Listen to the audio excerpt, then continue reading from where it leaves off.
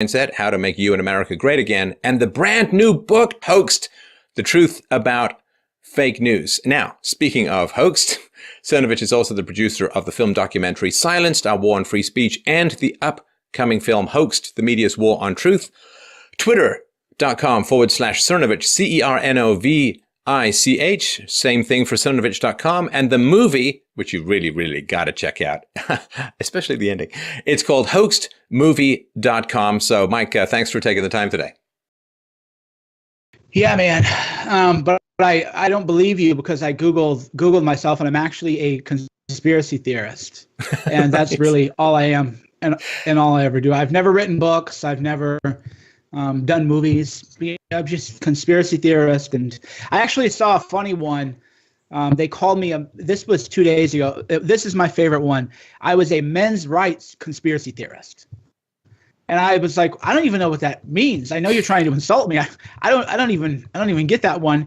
And moreover, they missed the great war that I had with the men's rights movement, I guess 5 years ago, where I said that MRAs are all just kind of crybabies. You need to like go to the gym and quit, crying. So it's all so very weird. But that's why we made the movie Hoax, and that's why we did the book. There's actually a whole essay in the book Hoax about my Wikipedia entry, and how there's 5 paragraphs about some internet beef that I'd like forgotten about, and I'm like, I forget who this guy is, but it takes up 5 paragraphs because if a couple of freaks want to stalk your Wikipedia page, they can just kind of camp at it, and because they're losers with nothing else going on, you just have to deal with whatever they write.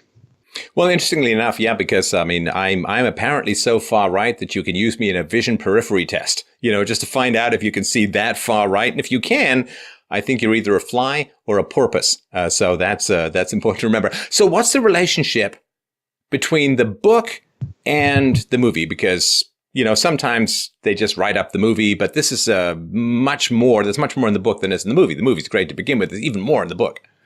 Yeah, so the number one problem with the Hoax is that we didn't know this going in, of course. So I crowdfunded it, very generous people. You helped me with the crowdfunding and everything. And the people wanted a movie. We had so much content. I was like, well, why don't we do 6 episodes? I asked the backers, and they were like, no, we want a movie because the movie still has that prestige and cachet. And I said, fine. But meanwhile, I had a 3-hour, 4-hour interview with you. I had a, interview with, all authors. I had an interview with, a long interview with all kinds of interesting people. And I just thought, well, it's terrible. And then I go, well, let's just upload the full videos. It's a great idea until you realize these are 4K videos. And it takes like literally almost a week to upload a couple hours of footage. So I was like, oh, we'll just throw it on YouTube thinking it's like an iPhone. And the guys are like, no, like that's not really how this stuff works. And then I said, okay, let's get these interviews transcribed. We'll get them edited. And then it's a fascinating book because I've read it probably 6 times. And each time I learn something new. And unlike most books, because I don't like boring books, I like challenging books. There's a Black Lives Matter person in Hoaxed who is essentially saying America is white supremacist. And I think it's important to know the points of views of other people. This idea that, I just want to have some boring book wouldn't work. So we have a bunch of interviews, and then I have, 10 or 15 original essays where I just illustrate very clearly and precisely how the double standards work, how fake news is created, and how fake narratives are made. Yeah, no, and I just want to really reiterate, I've watched the movie a bunch of times. I've been with it with a bunch of audiences, sort of more local friends, and what we saw in St. Louis. Whatever you think the movie is, it ain't what you think it is. And that is one of the things that's really powerful about it, that it's not going to be some MAGA fest. It's not going to be some Mike Pump fest. It's not going to be, look at all our friends, we're so cool. It's a very powerful film because it does draw in a lot of different perspectives. And no matter how much you think you know Mike or me or the other people in the movie, you're going to be blown away because the perspective is very independent and very clear and very powerful. And it is one of the most important, if not the most important topics at the moment, because everything's being driven by narrative and very few people can deconstruct it on the fly. Yeah, I think it's the most important documentary of the decade. And I say that without ego or vanity because I helped with production, interviewing, and producer stuff. Interviewed a bunch of people, interviewed you, and all that. And then around, I don't know, November, December, when I did my interview, and then I went away and I just said, you guys, to my directors, make the film you want to make. I only set a few guidelines. I said, make the film you want to make, but I don't want MAGA propaganda. We don't work for the Trump campaign. So I don't want just, MAGA's the best and everybody who's not MAGA is evil. And I said, I want you to deal with the film that is not propaganda of Cernovich. I want it to be, cast me in a critical light, make a case against me, show people dimension and depth. And then, about 7 months later, I'll always remember this moment in my life, which is maybe an ironic thing to say considering memories are false. But I was driving in LA to the dinner with some of the bigger Hoaxed backers. And my wife messaged me, oh my God, baby, this was the rough cut. This is the film that you always wanted to make. And I was like, oh, wow. So I pulled over to a coffee shop nearby and I was on my iPhone and I was captivated. I go, oh, wow. And this was the rough cut, right? I go, wow, this is really incredible stuff. And as you know, the rough cut was 2 hours and 45 minutes. So we had to edit that down. So, I'm just wiping away a tear here for a moment, thinking about that first which had more of me in it. But I'm fine. I'm good. I'm okay. I'm breathing through it. Well, that's the issue. We got hours of just the most interesting people. We got an amazing interview with Scaramucci, and the way I view things as a content, person is. We talked a little bit about fake news, but then I talked to him about like entrepreneurialism. How would you compete against the mainstream media, books he's read? Because the way I looked at it was, okay, if I got an hour of your time to talk about the news, but if you don't mind staying for another hour, I'll just talk about something unrelated to the film because who knows? Better to have it than to not have it. So that's the case with a lot of these interviews too in Hoaxed, they veer way off topic in a good way. Right. So we're going to chat a little bit about things that we used to believe that we don't believe quite as much, or maybe even believe the opposite. So one of the things that you were pointing out earlier on about the men's rights activists, that you're like, guys, just go hit the gym. Now, for those who don't know about this, hitting the gym is something that I've recommended to people for many, many years because there's only so much you can do in changing your mind. Your mind is like the top set of bricks on a giant pyramid called your entire being, which rests on the purely physical. There are studies, I'm sure you've seen them, Mike, there's studies that show that men who have more upper body strength are more into free markets, and men who are more weak and pencil-necked and so on are more into left-wing or socialism or redistributionist policies for reasons that we can all fully understand. It's why more attractive women tend to be into the free market and less attractive women tend to be into socialism, because the more attractive women can compete in the free market, can get men, more alpha males to provide for them in the free market and so on. So you can hand people a stack of books on economics, or you can hand them a gym membership, and sometimes the two will have similar outcomes, or the physical one would be even better. Well, there's that, and there's also the sense of and I think that's why Jordan Peterson stuff ended up resonating with people, is just fix your life, man. Like, the language I used was always, for years, just un-F-U-C-K yourself, right? Just, you want to talk about the system and it's rigged and there's misandry and all. Well, sure, we all know this, right? We all know this. But what I find interesting too, though, is when men say, well, misandry is real, and everybody tells them no, but then a lot of those same people say, well, yeah, but there's no such thing as, racism against black people. I'm like, well, maybe have an open mind, right? And I think that's too one of the goals of Hoaxed, is that, hey, if we're conservatives and we all know that we're being censored and shadow banned and we're gaslit by the media that we're not, but then when another group of people says they're being discriminated against, far too many of our fellow travelers are like, well, that's not true and this and that. It's like, okay, well, maybe, but let's talk about it at least, right? Let's talk about it from a place of empathy and mutual understanding. And that's the way with a lot of these issues. So fundamentally, I just tell people, because people always say, well, what do I do this? And, the feminists are doing all that for me. I'm like, man, the feminists ain't keeping you from reading books.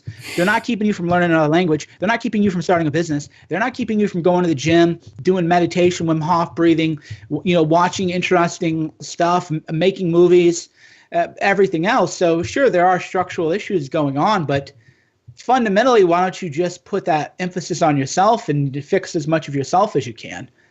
So that's always been my position on those issues. And again, that's why, maybe this is a digression though, but that's why I think a lot of people, when they struggle how to think because you don't learn how to think this way in society, is you can hold simultaneously and seemingly conflicting truths if you're a high consciousness thinker.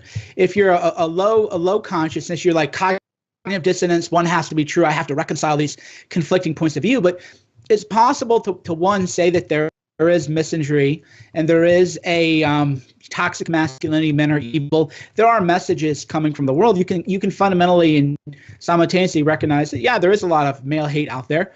And also, that male hate isn't going to stop you from living the kind of life you want to live. And likewise, too, with women, is I've always been critical of, and this is what I think is funny about the lies about me, I've always been critical of the advertising industry, telling women, you have to put on this makeup. And, obviously nobody being obese is just not a good way to live because you're going to be unhealthy. But telling women, oh, you have to look a certain way and everything has to be that right way, that's all coming from advertising. So women are being programmed also by the system, just like men are, just in different ways. Right. No, and it is one of these processes of disengaging from things you have no control over. I had this with the Kavanaugh Blasey Ford hearings this week. I found myself, Mike, I got oddly wound up and tense about it. And in a way that I didn't really feel like this, I guess 2016, the election with Trump and all of that was the last time I sort of felt this. I felt just kind of a little bit lightheaded. And I was like, what the heck is going on? And I sort of realized, and this morning I just had to pull myself off the internet, because I realized that I was very much willing for some kind of mediocre people to try and do the right thing. To stand up against this kind of bullying, to continue to go forward with the process, to recognize the investigation. I was like, and wanting people to do the right thing is a way of losing ownership over yourself, because you become so other focused. You focus on things you don't really have any direct control over anyway. It's not like I got some phone line to these people. I can talk them into and out of things. And this being drawn out of yourself to try and will things you can't control is very much the illusion of power. And it does end up with you feeling kind of weakened and detached from yourself.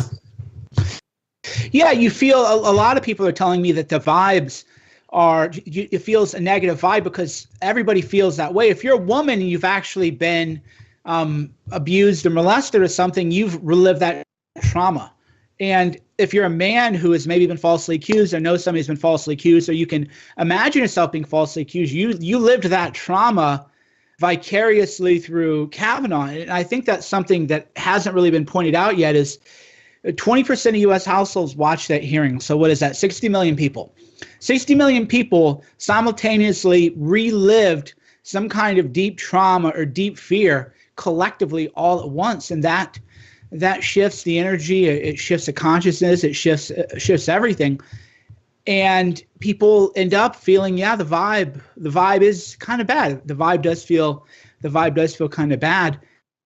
But to me, the answer to that is I've just been focusing on other things today. So I don't even know if any news happened today, because I was watching I had a thing in my head and I Googled it thinking it would be a clever book title, and somebody else had not only used that title before, but he has a whole series of lectures and other stuff about it. So it ended up being a good find and saved me the time of having to write a book. I'll read his book now and then review his book and then promote it.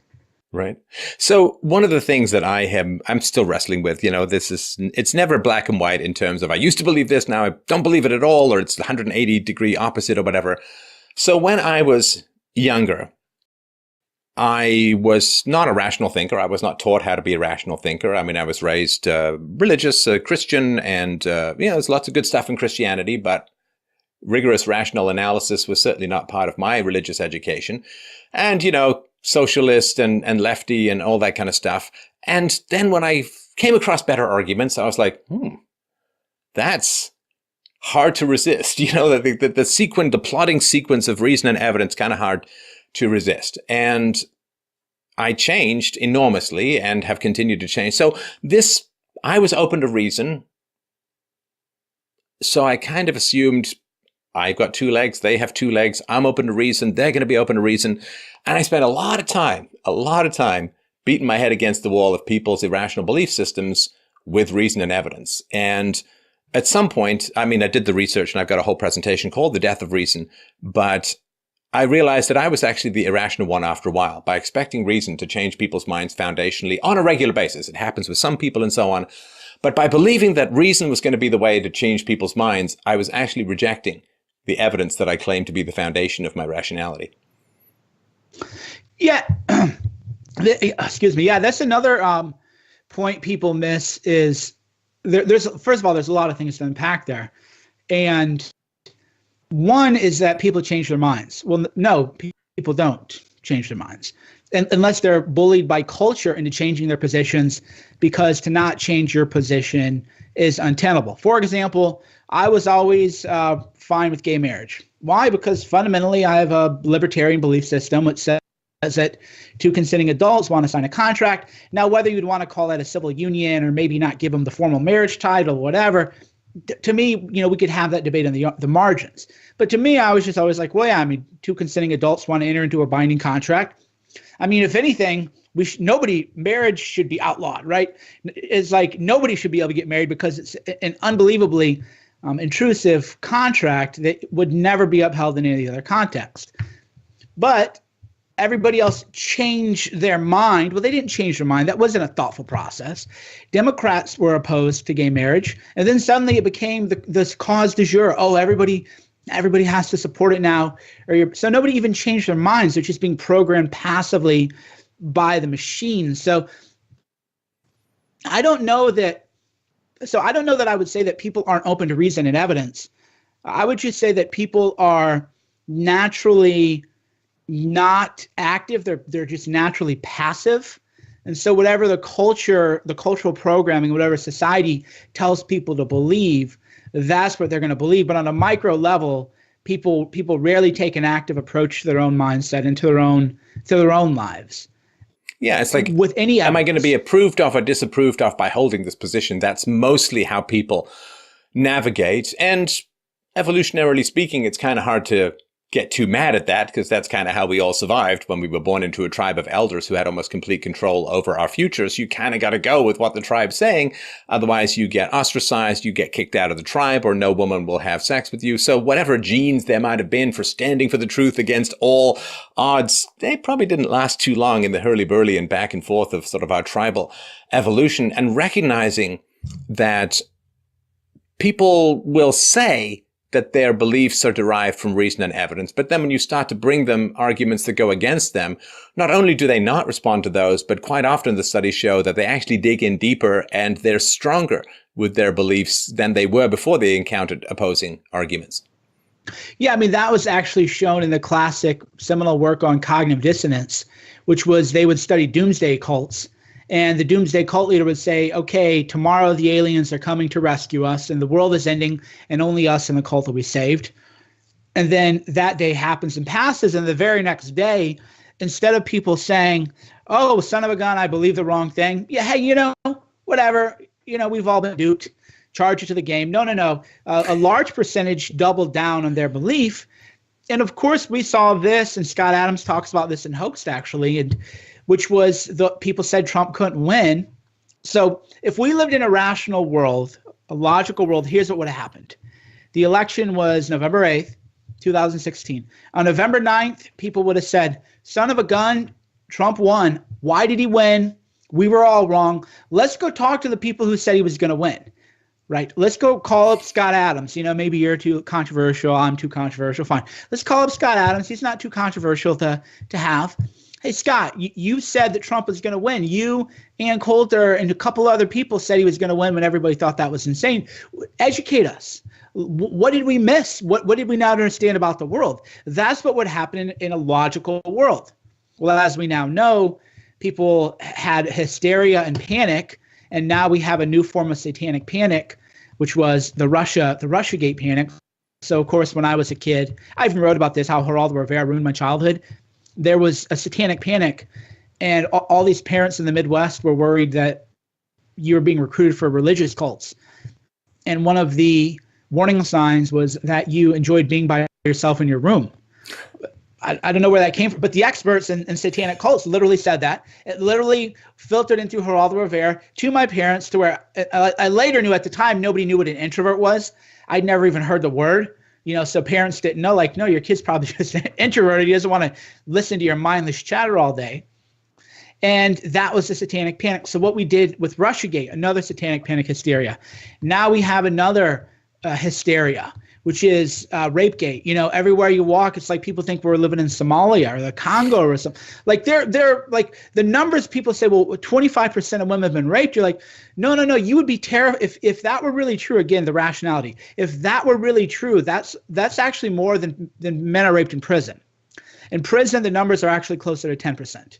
So you're saying that living in the world makes you more likely to be raped than going into prison, right?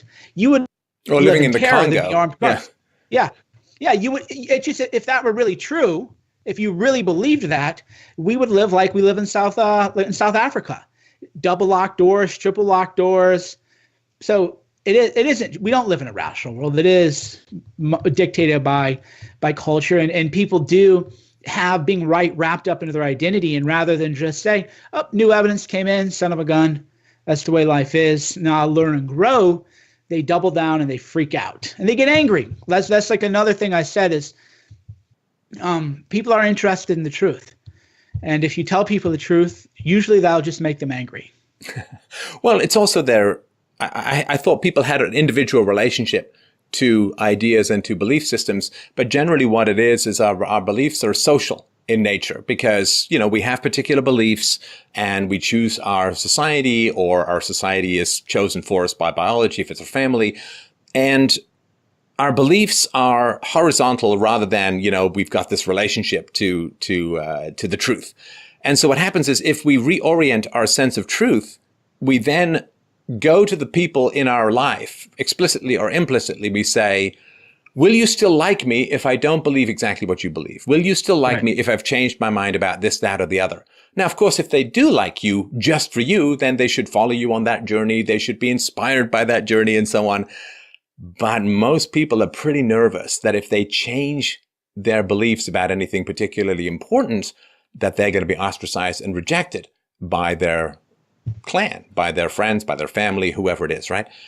And it may be even more serious than that, in terms of you might get divorced from your spouse, you might get fired from your job, you might be run out of your profession. I mean, it can have hugely deleterious effects to change anything foundational about your belief system. And that's the big question. What are my relationships like? Are they dependent upon my compliance to a shared delusion, or do people value me for who I am as an individual? And there's that area, and there's also just the area, and I don't really fully understand it, but if you live a fantasy, you don't want anybody to tell you the fantasy is real. And to use a completely non-political example, like every 2 or 3 years, I have to educate my audience, which includes a lot of young men, that, okay, there's a new internet marketing guy coming in ripping you all off. You're not going to go from you're living behind a dumpster to you're making $1 million a year on a blog. Like, you're just not going to, and it's like, I've made it on the internet. You've made it. You've been successful entrepreneurially in other areas. I've done entrepreneurialism in other areas. You're not going to make $1 million off a blog if you pay somebody $1,000 for an internet marketing course on how to start a drop shipping store. People get angry. So I don't talk about it, because what I wanted to do years ago, I was more gullible or naive. And I would be like, look, like, this is a scam and here's why. And people would get angry. But so 3 or 4 years ago, everybody was going to make $1 million off a blog and self-publishing books. Now everybody's going to make $1 million drop shipping store. So even if it isn't something political, and you're actually trying to help people, hey, I'd rather you not waste your money on this, and I'd rather you not waste your time on this. You could actually make more money working a minimum wage job than you're ever going to do with this so-called thing. People actually just get really angry, and I learned that with the housing bubble too. I told people, man, everybody I know who shouldn't be able to buy a house is buying a house. It's probably a bad sign. And then people would get angry, scream at me, how dare you? You're just a hater, right? Okay. So I've learned to just keep even when I want to help people and protect them from a financially disastrous decision, I've learned to just keep my mind to myself, because all it does is makes people angry. Right.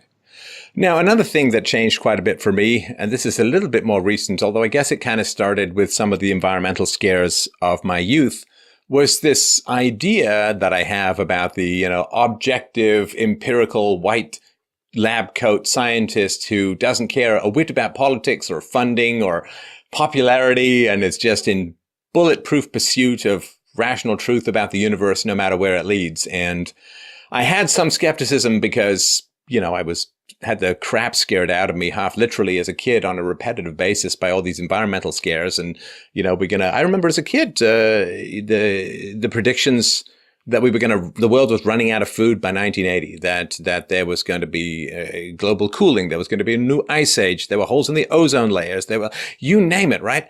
And it was really terrifying. And it has a huge effect, at least it did for me, probably as big an effect as the imminent nuclear war that you and I grew up with, which is like, I guess I could study for that math test, but if I'm going to be a nuclear shadow that's very thin because I was starving to death, maybe. It has a huge effect and a huge impact, and how cold that was to transmit down to kids. And they would show us these movies in school. It wasn't like you had to go and find them or something like that.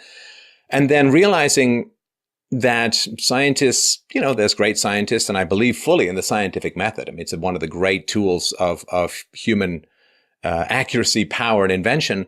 But actual scientists paid for by governments in general, there's a lot of squidgy stuff. And looking at the replication crisis, half of the studies in this field can't be reproduced. 80% of the studies in this area can't be reproduced. It's like, the ideal and the people who inhabit it are just two very, very different things. And it took me quite a while to sort of puzzle that one out. Yeah, so many things about biology and scientific studies turn out to be bogus. Let's see, when I was a kid, we had the hole in the ozone layer. The rainforests were all being destroyed. Everybody's going to have cancer because the ozone layer hole caused by aerosol cans. It was one thing. Acid rain, yeah. Yeah, acid rain was going to strip all your car paint and things. It was just one thing after another that we were told. And now we're told, okay, there's this thing called man-made global warming. And I'm like, man, I don't know. People want me to have a strong opinion. I'm like, well, I've looked at both sides. And they go, well, 99% of scientists say this. And I go, well, okay, sure. But what would happen to the person who disagreed? He'd be driven out as a heretic, right? You can't even work in the scientific field because you're working around people, and they would drive anyone out as a heretic. And so it's been one catastrophe after another the whole life. And of course, that is the problem. The crying wolf problem is that if it is indeed correct that we're contributing global warming, then we're all in a lot of trouble. But then on the other hand, too, is they'll create all this hysteria about like the Paris Climate Accord. But then when you really, really research it, you're like, well, wait a minute, we're talking like a 3% thing. It's China, right? I actually got into an argument with somebody, I can't remember who. I just said I don't argue with people, so I lied. I did argue with this person where it was just about the facts. Where I'm like, no, China is producing more global greenhouse gas than everybody else. And he's like, well, that isn't true. And then he actually did the research, and it was true. So yeah, we live in a world now where people don't even know the basic facts. And we're at the West, we're like, well, you better recycle this. And sure, that's nice. It makes you feel good. It's virtue signaling. But that is going to do nothing. It's going to do nothing. It's actually China and these other nations. But then moreover, China went from a very poor country where people are starving, and now it's their time to have an industrial revolution like we had in the West. What are we going to tell them? No, just stay poor. Just don't industrialize, right? We're not even having an intelligent, nuanced conversation about it. We're just saying global warming is bad, and if you don't ban straws, then you hate the environment and you're a science denier. And you're like, no, we're arguing, and that's another thing too about the sign of the times. Like, we're fighting over maybe a 3% reduction in carbon emissions, maybe a 3%. And we're like screaming at each other rather than asking more intelligent questions like, okay, China and India, they have a right to have an industrial revolution. Okay, what about when Africa which is going to be half the population, sub-Saharan Africa by 2050. What about when they have their industrial revolution? What do we do about pollution then? Why don't we be a little forward thinking? Because they'll eventually have one, especially as China colonizes Africa. So that China, right? So there's all these actually really interesting conversations that we could be having. Nope. Oh, you're a climate denier. That's it. You're an idiot. You can never be respectable for the rest of your life ever again. Yeah, I mean, even I've done a whole show on that. I think it's 97% and so on, and even that seems like complete fake news, and it is tough. Yeah, I agree. Big challenges around pollution, and there's lots of great things. Less war would be nice because war is extraordinarily polluting. So less war would have been great. Maybe not dropping all these bombs in the Middle East under Bush and Obama would have been great. That would have been fantastic. Getting rid of taxi licenses would be really great because then people could afford to take taxis more easily without having to buy their own cars. Mass migration from the third world to the first world is certainly cranking up our resource usage, but I've also heard reports that some environmental organizations were given lots of money to never talk about that, which, it's kind of squidgy, and trying to find people to trust. Because, I'd have these trust in universities. Well, it's Yale, it's Harvard, it's the University of Toronto. It's like, wow, these guys are really great. They got like all this research and all these degrees. And so there's this institution that you trust, whether it's science or whether it's the media or whether it's an academic institution. And then so you trust the institution, and then people insert themselves into that and gain that umbrella of trust. And recognizing that the institution is just the people. There's no big giant momentum from history that keeps Yale honest or science full of integrity or governments as nice as they were or nasty as they were in the past. It's just the people. And the fact that they can pillage the trust associated with institutions and try and lacquer themselves in that is really something that I've had to painfully strip out of my brain. Yeah, the decline of institutions, the idea that the institution is somehow more than the people, the idea that there is such a thing as the government, which is, it's an interesting belief in a number of reasons. One is, if you're a socialist and you're saying we can't trust the police, but then you want to ban guns and you want to have a bigger government, you're just like, well, this doesn't make sense. But then on the other side too is, if you support the death penalty, then the question will be, well, why does the government have the rights and powers that a private individual wouldn't have too? So it works, it cuts both ways, this belief that there is the government, this government comes this sort of meta phenomena that's something greater than everyone else. You would say, well, no, if me and 5 people couldn't band together to go break into your house and steal your stuff, then why do me and 5 million people get to band together and call this the government and do the same thing? Why don't we think about that and have a conversation?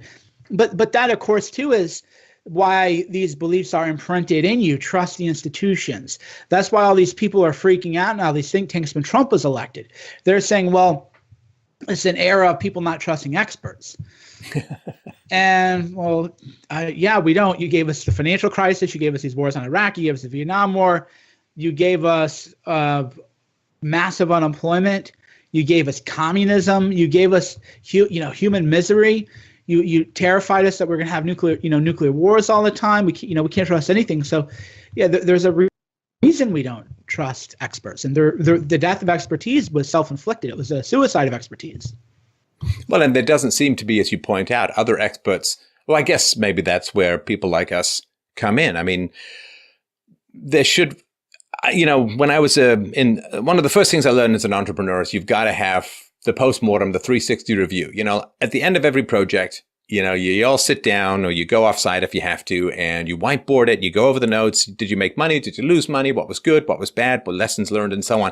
You got to circle back as an entrepreneur in order to be able to keep your company going in the right direction. You got to constantly reinvent yourself.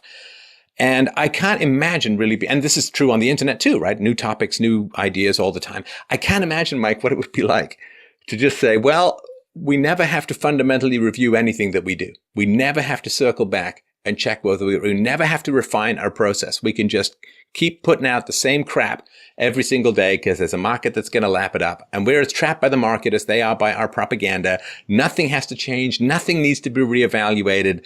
I can't imagine. It seems almost like a different species of people to me. Yeah, they're government bailouts, government subsidizes student loans.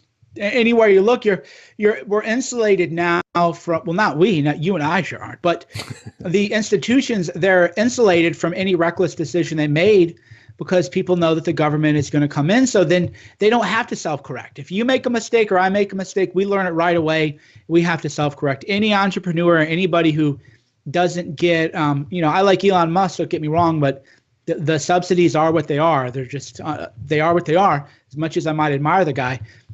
But we don't have a margin of error. Small business owners don't have a margin of error, and you don't have the government bailout. So your ideas have to be right, or they have to be workable. Your reality pushes right back against you. But if you're in higher ed, here's what we believe. And you have to have this certificate in order to get a job in corporate America. The government's going to let us raise our rates whenever we want. We won't have to compete with other schools, because the government's just flushing everything with money. So there's never been a big self-correction in higher ed, nor was there in Wall Street. The common person felt the correction, but we should not have all these big banks. These big banks should have folded. Then we'd have smaller community banks. Risk would have been gone from this massive, huge thing at the top to widely distributed. We never had that either, thanks to Uncle Sam. People who said we should invade Iraq, none of them lost their jobs. None of them got fired from the media. None of them lost their government positions. Just nothing ever happens. And, of course, Nassim Taleb talks about skin in the game, and other people have made some of the points, which is the people who demand that we trust their expertise, they don't suffer the consequences if they're wrong. It's the rest of us who suffer those consequences. Can you imagine, because, you and I think more so than even people in alternative media are constantly dancing on this knife edge of things that we want to talk about, things which we'll be permitted to talk about, things that are important and things that are too controversial and so on. Like, I literally can't imagine what it would be like to make catastrophic mistakes, not only with no consequences, but with positive consequences. Just the basic thing, like, I make a slight error in some show and I'm like, should I edit it? Should I put a note on whatever, right? An inconsequential error, right? And yet, someone like, Barack Obama and Hillary Clinton destroy Libya and destroy a country and now flooding migrants into Europe and open air slave markets and torture and rape and abuse on a grand scale, or just like all the singers in the 80s who were warbling about how evil apartheid was, and no follow-up on massive increases in crime and debt and rape in South Africa and so on. Like, just there's never any consequences. People do better by these disasters and these weird misprioritization of resources. Like, it's impossible for me to avoid the fact that the U.S. government has spent more time investigating Blasey Ford's accusations than they ever did looking into what I would consider war crimes from George Bush the Younger. This just illegal act of invading countries without any justification. I can't imagine what it would be like. The FUMU thing, like fudge up, move up kind of thing, or the more the disaster, the more the bailout, the worse your mistake, the more you get promoted. Like, that's such a weird place to live. I can't fathom it, especially compared to the lives that we lead. Yeah, what we and I actually talk about this in Hoaxed, is if you and I tweet one thing that's minor correct, you'll have like 20 journalists emailing you.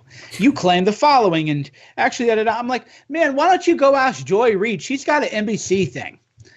She's an anchor at what's supposedly real news. So, for example, Joy Reid just got sued for defamation because she lied about a woman.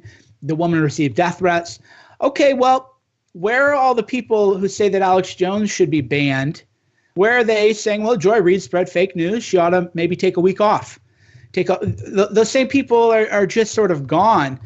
And so, yeah, we see that every day. Is you and us, everything we do is just nitpicked to a degree that to me is almost, it doesn't make me afraid. It just makes me like bored. Like, oh God, I retweeted this person, and the person I retweeted is apparently a bad person, and I have to go through every tweet. Steve King did that. He retweeted somebody, and they're like, well, he retweeted a white nationalist. I'm like, man, I didn't even know that guy was a white nationalist. How is Steve King supposed to know this stuff? But these people, they actually know more who the far left wingers. I don't know who all these people are. I don't spend all day looking at Twitter accounts with 100 followers and trying to figure out what they believe. So the level of scrutiny we get would be nice if people whose errors actually cause, like you said, the death and destruction, like what happened in Libya. Compare, and we talk about this in Hoaxed the movie, Hoaxed the book. Okay, let's just say that Mike Cernovich is a bad guy. Okay, I'm a bad guy. Well, let's compare that to Libya. Let's go look at Libya. Show me where I'm even in the ballpark of messing things up the way Hillary Clinton did, right? We came, we saw he died. Ha, ha, ha. Isn't it funny? All the journalists saying we're going to democratize it. You can actually go through and show me where I did anything like what happened in Libya. Well, you just can't. Okay, so why don't you go talk to some people and say, hey, I noticed in 2014, you said that invading Libya would be, or killing Gaddafi would be like a good thing, and now there's open air slave market. Do you disavow your earlier views? That never happens. There's never any kind of like critical self-examination, and which I've engaged in. I've posted, people try to lie about what I actually did with a certain hashtag and completely manipulate what I actually did. But in hindsight, I'm like, oh yeah, if there's a new hashtag, I'll be a little more conscientious. I'll pay more a little attention. I'll realize that, hey, okay, I get it. So even though they lied about what I actually did, I still was like, well, but let's all be a little bit more conscientious and scrutinize things a little bit more before we just, ride that wave or whatever it may be. Cool, I did that. You'll do that. Other people will do that. Why don't the people who said we should kill Gaddafi, why don't they do that? Because what they did isn't just merely, some wacko does one bad thing. They've destroyed a whole country. They've destroyed maybe a whole continent. They've created humans. If there's a refugee crisis, well, that was caused by killing Gaddafi.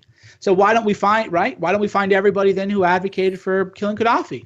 And why don't we say, do you support slavery? Well, no. Well, do you regret what you said? Do you disavow it? No. There's never anything like that. They just move on to the next saying, oh, we need to go to Venezuela now. Oh, yeah, we need military action in Venezuela. Let's go. We can't do Venezuela. Well, let's go into Syria. Son of a gun, we can't do Syria. Well, oh, no, we need to go to Ukraine now because the Russians are bullying the Ukrainians, even though when you look into the area, it was actually the people in the Ukraine were actually ethnically Russian and identified as Russian. So they actually wanted to be with Russia if you actually look into it. So it's like, oh, well, we can't invade there. Why don't we invade there? It's like, how about you all just sit this out, right? How about you just sit it out for a year? We don't go anywhere, and you figure out how you blew Libya and destroyed lives, millions of lives. Every refugee suffering is because of the people who wanted to invade Libya. So why don't they own that? They never will, and it seems like nobody will ever make them. So I've come up with a bunch, and I know you've written an article recently. What's one of the biggest ones, or the biggest one for you, Mike, since you were a kid?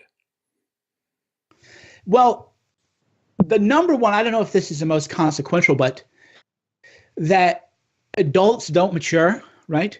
So you're a kid and you think, well, one day, these are the adults, you need to listen to the adults. And no, like they don't mature. Whatever you're dealing with in high school or maybe freshman, sophomore year in college, the vast majority of people, that's who they are the rest of their lives. You knew someone in college, someone now. And I think the significance of that are, again, this death of expertise. The reason we shouldn't trust experts is because an emotionally mature, fully integrated man or woman is willing to critically self-analyze and say, you know what, son of a gun, like even what we're doing now is critical self-analysis. We're saying here are things that we believe to be true. We've concluded they're actually not true. We are going to update our priors about the world so that going forward, we can not only make better decisions, but we can also maybe be a little bit more humble in our views. Maybe we'll say, well, I had strongly held views about the world. They ended up being wrong. So if I believe something very strongly about invading a foreign country, well, maybe I have a little humility about something that consequential.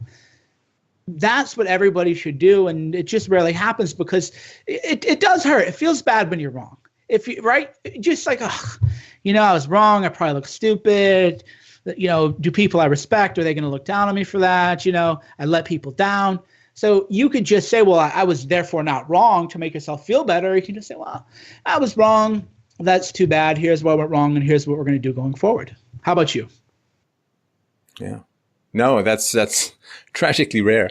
Something else that flipped around for me quite a bit was this question of diversity. Diversity is a strength. Diversity is wonderful no matter what. I was just talking to a friend of mine the other day, and he was saying that he loves being a parent except for all the driving. You know, he's got to drive his kids to, like, he said, you know, when I was growing up, we all just played in the neighborhood. All just played in the neighborhood, and that was it. And that was my experience growing up too. The glorious anarchy of, you know, just when my mom would ring a cowbell out the window and it was like dinner time, we'd come home like a bunch of heifers. But I just remember going out and playing. And I also remember what it was like to live in a world where I didn't know what the word racism meant. Right? Because, I mean, I grew up, I mean, it was England. It was the late 60s, the 1970s, even Canada, like, I don't know, 97, 98% white or whatever. So, you know, we'd have our disagreements and so on, but I didn't know what the word racism meant. I didn't really know what it was. And the idea that diversity is just automatically a strength, because I've heard this complaint from a lot of parents, like, oh, we got to drive our kids everywhere. It's got to drive. It's like, well, why aren't the kids just out playing with each other? And I think for among different cultures and religions, that happens more when the kids are very young. When the kids get older, they start talking about what they believe and what the virtues are, what the values are. And I think some of the old school parents, like from the old country and so on, they don't really like that mix up so much because it can dilute the message that they're trying to give to their kids from a religious or a cultural or an ethic standpoint or whatever. So this emptiness or the emptying out of neighborhoods, the lack of trust that's in these wildly multicultural neighborhoods, the lack of trust even within particular ethnic groups when they live in multi-ethnic neighborhoods, the problems and the challenges and so on. I mean, there can be good stuff in diversity. It's complex, but that you can never, ever speak of a downside, even when it's been empirically proven. Boy, that is that makes things pretty tough, because that's like the biggest thing going on in the West these days. Yeah, that's a great point, which is the idea. If you just say, well, if you want to claim diversity as a strength, does diversity have any downsides? Well, no, you can't. Well, I mean, everything, you know, like if you take a medication that works that has like a side effect, nothing in this world, if you make more money, you know, to take a great example is if somebody just showed up with $1 million briefcase, everybody thinks their life would just be better in every imagined sense of the word.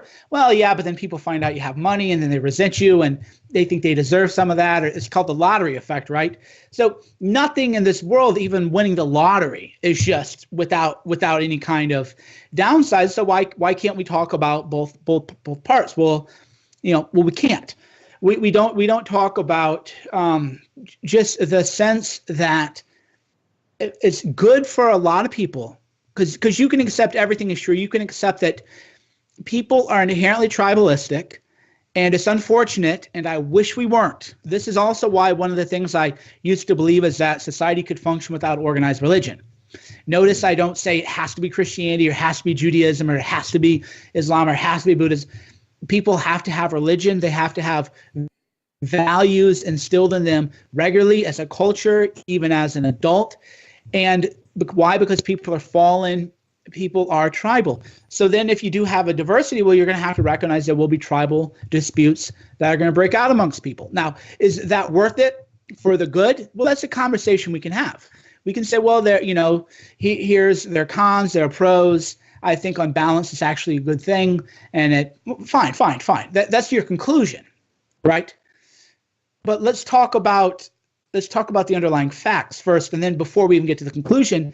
But now what we have to do is just question backing. Well, this is good, and if you don't like it, you're a bad person, and that's the end of things. And it's just simply not the case, right? We should be able to say, well, there are pros and cons to everything in life, even winning the lottery. So there are going to be pros and cons to structural things. So, for example, I think it's great that women have the right to vote. Okay, I think it's great.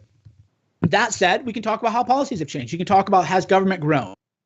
Has government grown? Is that it, right? There's a conversation to be had. So you can even believe that something is good or that it should exist because whatever the consequence of that may be, well, sure, but you're denying half the people their right to participate in society, and they're just outweighed, right? You can balance things, but we've lost that sense of just nuance and saying, oh, this person believes we should balance factors versus, oh, wow, how dare you even ask the question, right? How dare you even ask the question? It's like, well, I actually agree with you, right? There's even a funny video about Trump where the guy's a Hillary voter, but he's just like, he has to keep correcting people when they're just wrong about Trump. Oh, well, Trump made fun of this disabled guy. Well, no, actually, he's made that same gesture to reference Ted Cruz and like 10 other people. One guy happened to have a, hand problem or whatever. And people are like, well, oh, God, so you support Trump. How can you defend that? I'm not defending it. I don't think the president should make fun of anybody like that. And that's where we are intellectually, where if you just ask a question, even if you agree ultimately with the conclusion, people become very upset and they get very triggered. Oh, can you imagine? Like you see someone drawing a picture of Satan with 3 horns and you say, actually, technically it's 2. You're a Satanist. You love Satan. Yeah. It's like, no, I'm just correcting a fact here, if you don't mind. And it's funny how we live in this blasphemy universe, in this sort of post-Christian hyper-blasphemy universe. And this is the kind of blasphemy that was rare to find, at least in post-Enlightenment Christianity, where there were lots of robust debates, sometimes at sword point, but robust debates about the meanings of Bible verses and the interpretations of particular pieces of scripture and so on. But this hysterical, if you even bring up the question, you are automatically an evil person, that is really dull. That is producing a very dull universe. And a lot of the scintillating, interesting stuff, it is edgy, it is challenging, it is new data, and it is challenging preconceptions. That's kind of where the fun is. That's where the surface, that's where the cool stuff is happening. And this idea that there's these just ideas that are platonically perfect, and to even question them, it doesn't just display ignorance. Because if someone displays ignorance, you just correct them. They say, I don't know, the capital of Canada is Toronto. It's like, no, it's Ottawa, whatever, right? And if somebody's just displaying ignorance, you can correct them without getting angry.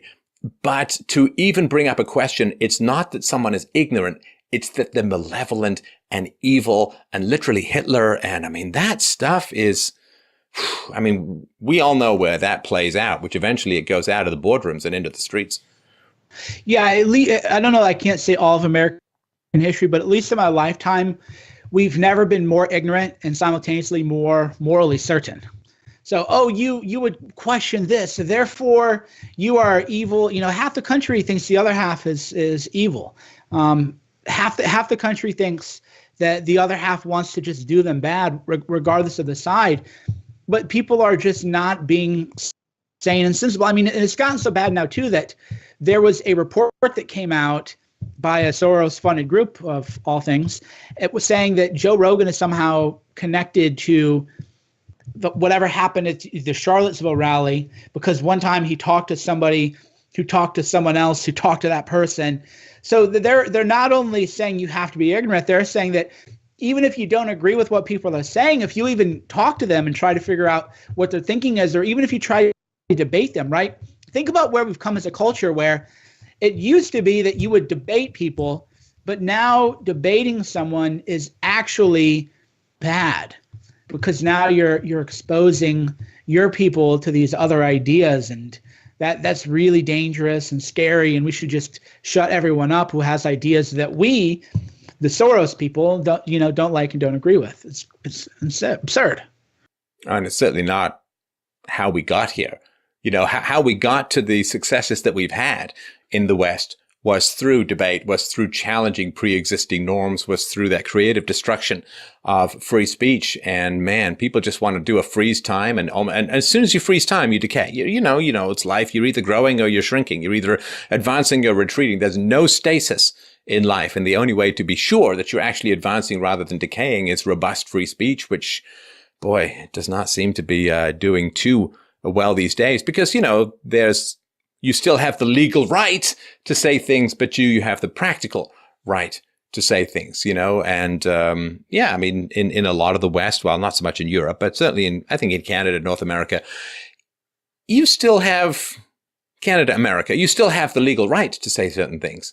But in terms of practical consequences of deplatforming, and, as you point out, at some point they're going to be like, oh, I saw that video. You can't have a bank account. You can't have a visa. You can't sign a lease. You can't, okay, you technically have the right, but who's ever going to exercise it?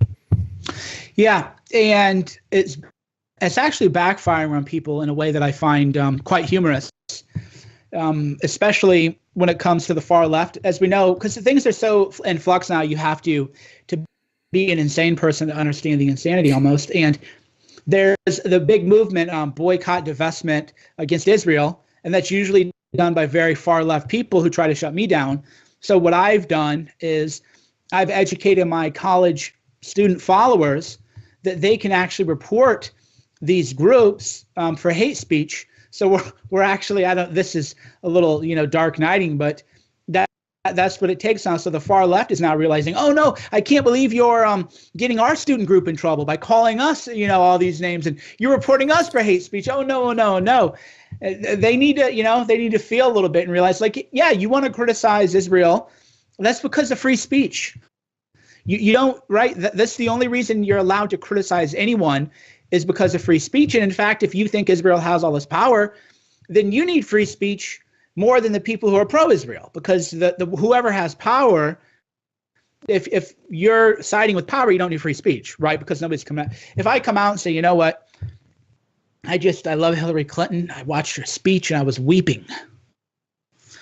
I was moved emotionally and I was shamed. I was ashamed of myself for just not realizing she should be a president. You don't need free speech for that, right? You're there. You're in the club now. Diversity is a strength.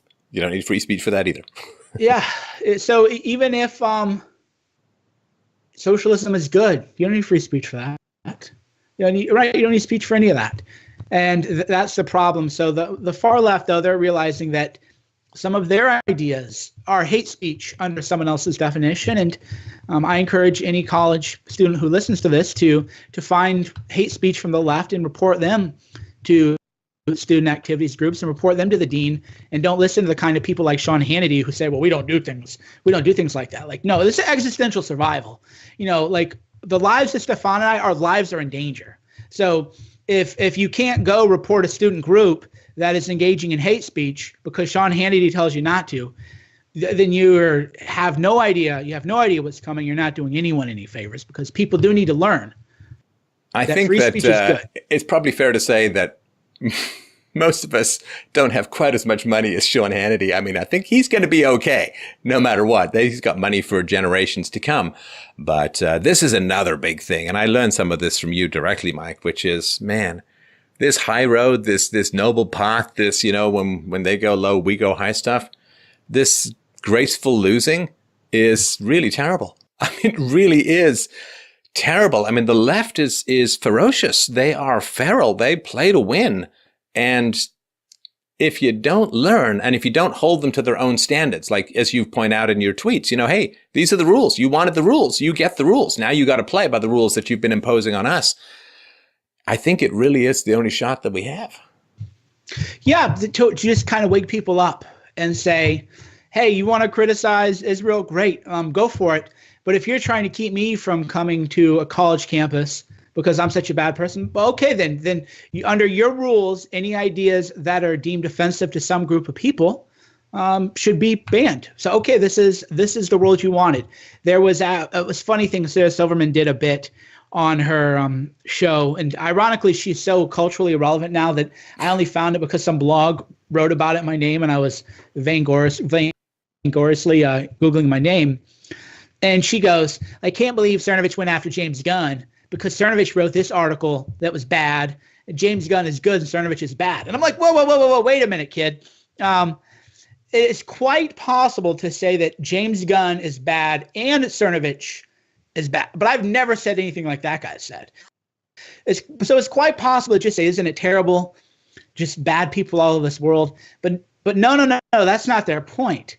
Their point is that, well, I mean, if our team says something, it's a satire, it's a joke. Lighten up. What's wrong? It's just Twitter, bro. He was just tweeting, man, trying to get a rise out of people. I'm like, oh, really? You're allowed to do that? Thanks, because I sure can't. I can't even put a typo in my tweets, and I have to hear about it. But that is the lesson here is, if you want to, we live in a society, we have a social contract. the rules have to apply equally to everyone. And if they don't, if they're being applied unevenly, you can either cry about that and cry about the double standards, or you can just say, fine, these are the rules. Everybody's going to follow the same rules, and I'll be the guy. I'll be the hall monitor of conservatism. Or as the old saying goes, it ain't so much fun when the rabbit's got a gun. In other words, when the rules are applied more universally, and I mean, of course, that in a very peaceful way. The only way I think that the left, if the left keeps getting to impose this deplatforming, this getting people attacked if they try and speak in college campuses or whatever, if they continue to have that power and only they have that power, why? I mean, they're not going to give it up. They're not going to give it up because they wake up suddenly with a glorious sense of Christ-like moral conscience or anything like that, because, it's the will to power universe, right? They've already admitted that they're post-Christian. They've already admitted that they're post-religious, that they're post-ethics, that they're post-universals, that they're post-reason, really, with postmodernism. So they're not going to wake up tomorrow with some God-given moral conscience. They're going to keep exercising that power. And I think the only way to push back the exercise of that power is to say, okay, well, how do you like it? That's what you say to the kid without empathy, right? So if a kid hits another kid, you say, well, the other kid's crying. You don't want to make the kid cry, do you? And if he's like, well, I don't care, then, what are you left with? Well, the next time that kid gets hit, it's like, hey, that's how it feels. If you're not going to learn because you have basic human empathy, you're going to have to learn because now it's hurting you.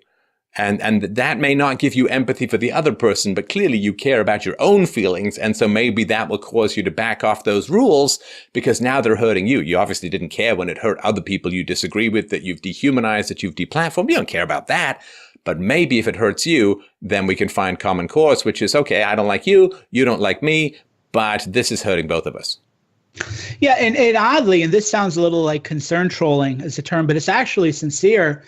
And I don't want to live in a civil war that's violent, even if I win or my side wins, right? You might not be there to win.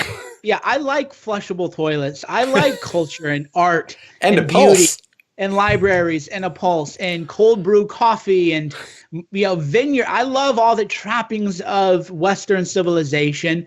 And I would rather not, and this is where, of course, it leads to, I tell people, I go, just think about it as World War I started from Archduke Ferdinand, that his assassination sent things in. So you're running people out of, this is the mob behavior that they don't see through, which is if you're a left-wing mob and you're running Sarah Huckabee Sanders out of a bar, it's been proven scientifically that people who are in a mob do things they would never do individually. So you don't have to have too active of an imagination to wonder what would happen if this becomes normalized to run people out. So what do you think happens if something bad happens to her or to a prominent conservative or Don Jr. or someone like you, what do you think? It isn't going to be good. It isn't going to be good. You don't want the people of the country, especially the people of the country who are, very pro Second Amendment. You don't want to say to them, hey, oh yeah, we're just going to kill you as you go out about your business. Like this guy from Think Progress said, I think Ian Millhiser, however you say his name, said, we have to find people where they sleep. And I was like, are you out of your mind? He even got pushback from the left. They were like, bro, this is a little creepy, man. It's one thing to say protest, another thing maybe go on an elevator with Jeff Flake. He's a senator. He said Republicans must be confronted where they work, where they eat, and where they sleep. And I can assure you that you do not want to confront people where they sleep. For a number of reasons. And so this is me even just saying, hey, let's just argue with each other and we can fight about tax rates and we can fight about, am I too taxed? Is taxation theft? Let's not get to the point where you think it's okay to go break into someone's house while they're sleeping, and the consequences of that on either side would be bad. I think that the left as well have been dominant culturally for so long that they don't know what kind of bear they're poking. Because there is a new generation of conservatives who really don't want to take this shit anymore. And I think they've just been the biggest kid in the playground for so long that I don't know what, I was really struck when Kavanaugh said, you sow the wind, you reap the whirlwind. That was a radicalizing week. I think that's why I was so tense about it, as I was talking about earlier. That's a radicalizing week. That is people polarizing. That is people that the center not holding, people moving more. I hate to say to extremes, because that always sounds like the center's always good and the squishy Right. center's good and the extremes are bad, which is not an argument. But there is a naked power play that is occurring in America at the moment. We can see this with the whole Supreme Court thing. There is a naked power play that is occurring in America at the moment. And man, I think that the right are pretty disgusted with the think tanks who've achieved nothing, with the rhinos who've conserved nothing, with the conservatives who've conserved nothing. And they're saying, well, look, if these guys keep winning and this is what they're doing, maybe we should be doing it too. Yeah, I've been hearing from because most of my friends don't like Trump. Most of my friends who are Republicans don't like him. They don't respect him as a man. They don't think he's an honorable or virtuous person, and etc. So I'm not here to defend or attack Trump. I will say these very same people were like, I can't believe what's happening to Kavanaugh. I was like, oh, that's nice. You couldn't believe it when Antifa showed up and tried to kill a guy outside of my event as the guy was walking home. Oh, but now you suddenly care, right? Now, whatever wakes people up, everybody has their sort of awakening moment. And for Kavanaugh, they realize like, wow, so you live your whole life, you do everything right, you do everything by the book. Doesn't matter. You're going to be completely and totally destroyed. Once people get that in their mind that that's what's going to happen, then they are going to make that pivot and they are going to look for, and by the way, that does concern me because Trump not only is not a fascist, but he doesn't do enough to be fascist, right? People are like, he's a fascist. I'm like, well, this will be taken out of context. So I won't say I wish. You just want him to protect the people who have supported him. Yeah, throw a tweet out when people in MAGA hats get attacked. Just, throw something out. You don't have to call Sessions to go visit them in their house with a SWAT team. But, maybe throw a couple of bones out for the people getting hammered in the street who support you. That's not, I don't think that's a huge man to ask. Yeah. So people are like, oh, Trump is so scary. I'm like, oh, he's not only is he not scary, but there's legitimate righteous indignation that could be had, and it isn't even happening. So that's what I find funny about that. But in any event, people who that is how you have fascism rise, is if you tell a large portion of the population, oh yeah, if you walk outside, some guy from Think Progress might kill you. He might visit you while you sleep. What kind of creepy? Could you imagine if Alex Jones or you or I tweeted that? Man, we'd be in an hour. It'd be the biggest story in the world. Rape threat. They'd call it a rape threat. They would say, far right-wing social media personalities threaten to rape people while they sleep. This guy says it, and everybody's like, well, maybe that's too far. But if you convince people, and you're this guy, you do not want millions of people thinking that you're going to hunt them down when they sleep, because that is how you actually get a real fascist. That's how you get an actual real strong man, because people realize, okay, I guess I can't rely on the rule of law anymore. And then people fundamentally want protection, and then they're going to look for that. So I keep telling people, hey, if you don't want fascism to rise in America, chill out a little bit. You don't knock the violence off, okay? Because that's going to summon the demon that you're supposedly trying to prevent or to fight. Oh, I remember this, reading this from some guy in Germany, begging the left, please do not push us into this corner again. Right. Please, as Germans, please do not push us into this corner again. And it has always struck me, I don't know if you've ever had, you probably have. I think everyone's had someone like this in their life who create the very disastrous that they're constantly complaining about.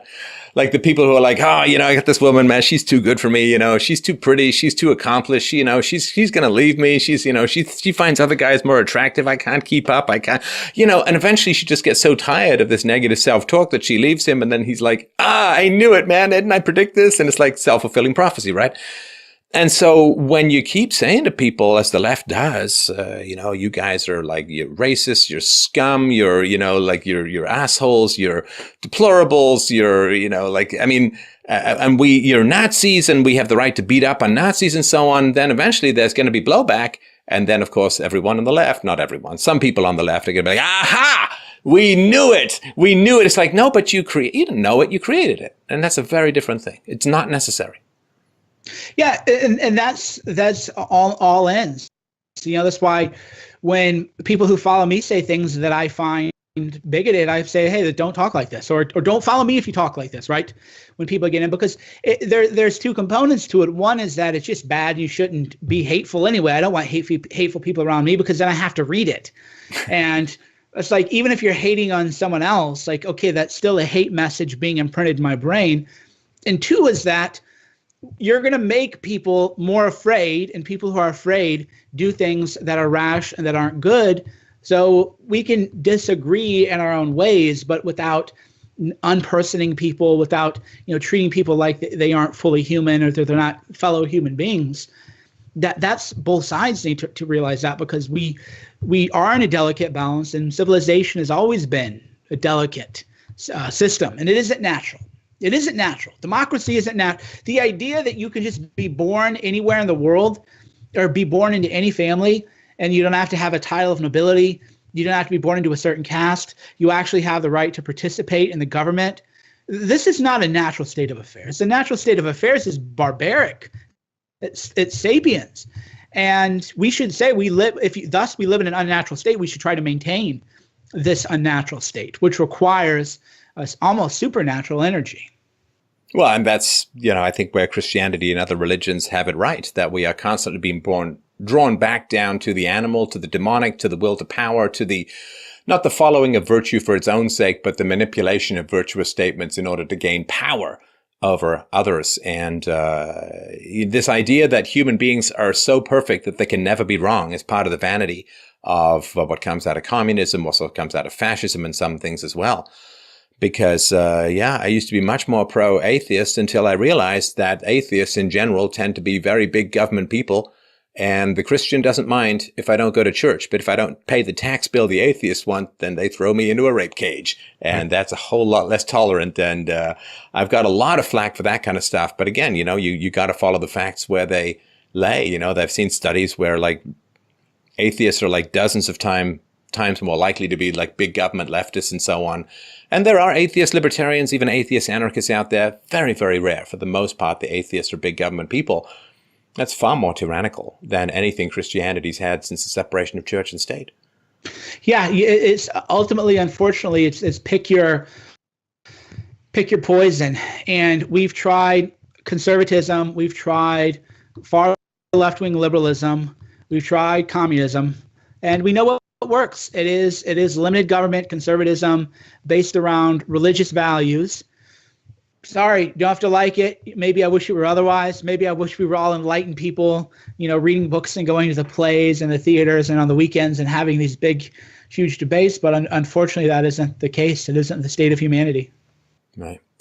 Well, I really, really want to thank you for the time today. Want to remind people, we're going to pull a link. We'll tweet it out tomorrow. The book is out. And listen, it's not going to spoil the movie to read the book, because the movie is a whole living thing. You got eyeball to eyeball, very passionate, very powerful stuff in the movie. But the book is Hoaxed, The Truth About Fake News. You can also follow Mike on Twitter at twitter.com/Cernovich. The website is cernovich.com. The movie site, Hoaxed Movie, is hoaxedmovie.com. We'll put a link to my